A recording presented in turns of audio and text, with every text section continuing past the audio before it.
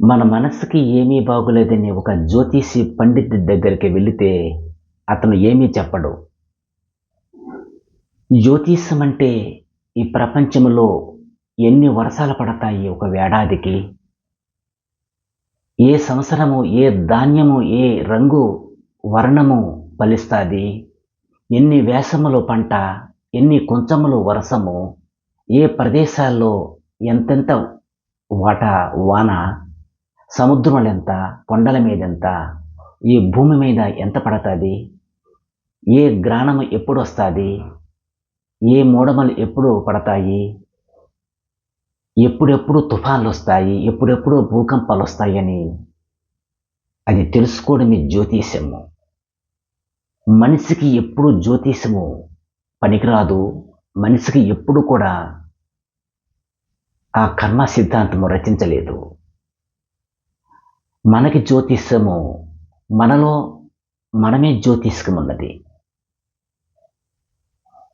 ప్రతిరోజు ఉదయం 4:30 లెగిసి నిద్ర మెలకువయ్యి నువ్వు శుద్ధి స్నానము చేయకపోయిన జపము, ఆ పరమాత్ముడి యోగము ఒక 40 నిమిషములు, తరువాత స్నానము చేసి భగవంతుడికి దీప ఆరాధన, ఆ తరువాత నీ కర్మ చేసి ఆ పరమాత్మ మీద ప్రతి ఒక్క భారము నువ్వు ప్రార్థిస్తే నీకు జ్యోతిష్యం అవసరం లేదు.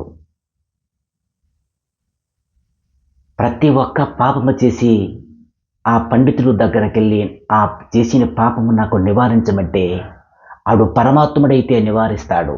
కానీ మనలాంటి మానవుడైతే నాకాడ ఏమీ లేదు, కొన్ని రకాలు చెప్పి నీ మనశ్శాంతి చేయడానికి కొన్ని పూజలు చేయమంటాడు.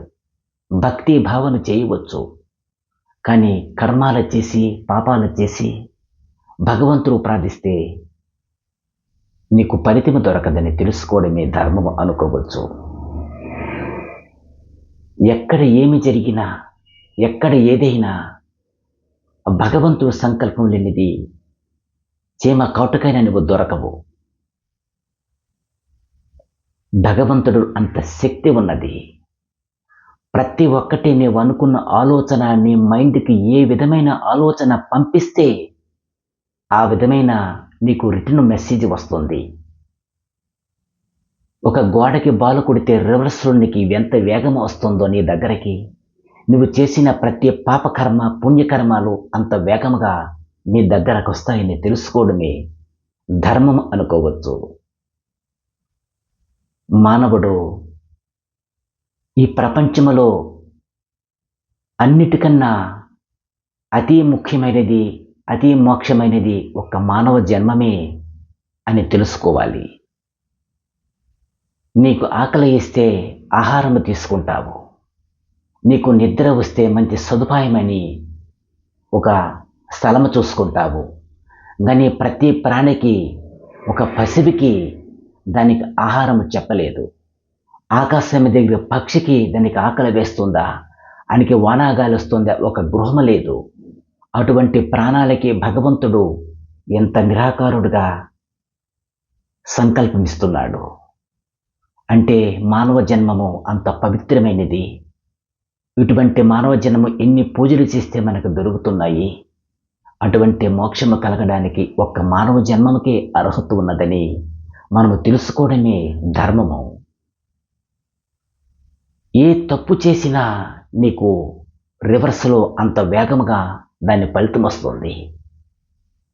నీకు కలిగినంత అమాయకులకి, పేదవాళ్ళకి, మూగజీవులకి ప్రతిరోజు నిత్యము నీ కలిగినంత ఆహారం పెడితే పరమాత్మ నీకు పంచి పరమాణము నీకు ఆ భగవంతుడిస్తాడు. ఏ వేగము నువ్వు ఎంత మోక్షమైన పనులు చేస్తే అంత వేగము నీ దగ్గరికి పరమాత్ముడు సంకల్పమిస్తాడు.